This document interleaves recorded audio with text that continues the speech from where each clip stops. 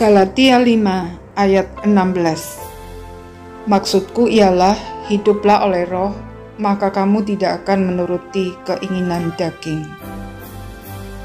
Banyak orang berpikir bahwa perbuatan daging hanyalah perbuatan yang jelas-jelas dosa seperti berbohong, mencuri, niat untuk membalas dendam, dan pikiran-pikiran jahat lainnya.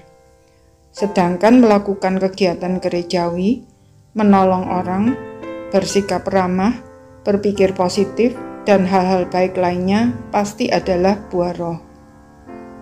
Hal-hal yang jelas adalah dosa, memang bukan buah roh.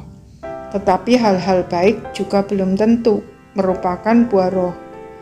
Buah roh adalah dampak dari persekutuan pribadi dengan Tuhan, bukan sifat yang dibawa sejak lahir karena pengaruh budaya, atau diusahakan dengan cara-cara dan kekuatan manusia untuk maksud-maksud tertentu, misalnya agar tidak dihukum, agar diberkati, atau sekedar untuk menenangkan hati nurani.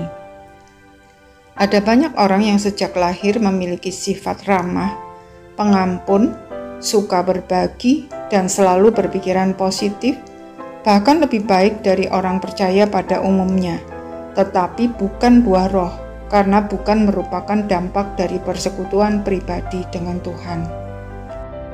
Persekutuan pribadi dengan Tuhan maksudnya ada interaksi yang intim dari hati ke hati dengan Dia. Hidup oleh roh artinya dalam setiap aspek mencari dan mengikuti pimpinan Roh Kudus. Ada seorang ibu yang terkenal sangat baik sehingga dimanapun dia berada, orang-orang di sekitarnya selalu merasakan kebaikannya.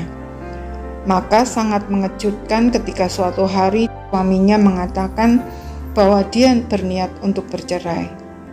Lebih mengejutkan lagi ketika suaminya ditanya mengapa dia ingin bercerai, jawabnya adalah, "Karena istri saya terlalu baik, dan apapun yang saya lakukan dia tidak pernah marah." Dengan bimbingan seorang pendeta, ibu tersebut mulai mencari Tuhan, dan Tuhan menyingkapkan kebenaran mengenai motivasi hatinya yang selama itu tidak terpikirkan, yaitu perasaan ketakutan ditolak yang tidak wajar. Perasaan tersebut mencengkeram hatinya dan mendorongnya dengan sangat kuat untuk selalu nampak baik, sehingga kalau ada sesuatu yang salah pun, dia tidak pernah berani mengoreksinya. Ternyata semua itu berawal ketika dia masih bayi. Ibunya meninggalkannya di depan pintu rumah dari sebuah keluarga yang akhirnya karena merasa kasihan, mengambil dan mengadopsinya. Untuk pertama kalinya dia menyadari dan mengakui bahwa dia terluka oleh perbuatan ibunya itu. Setelah mengampuni ibunya, dia pun bebas dari cengkeraman ketakutan untuk ditolak. Sejak itu, perbuatan baiknya bukan lagi dia lakukan untuk menjaga agar tidak ditolak, melainkan dia lakukan dengan tulus dan oleh karenanya menjadi bijak dan proporsional. Jika ada yang perlu dikoreksi, dia tidak takut lagi untuk melakukannya. Tuhan mengubah hidupnya dari dalam. Itulah buah roh. Suaminya pun bertobat dan relasi mereka menjadi lebih baik. Sejak kita menerima Kristus, Roh Kudus tinggal di dalam kita. Dia mau mengubah kita dari dalam, sehingga kita dapat menghasilkan buah roh.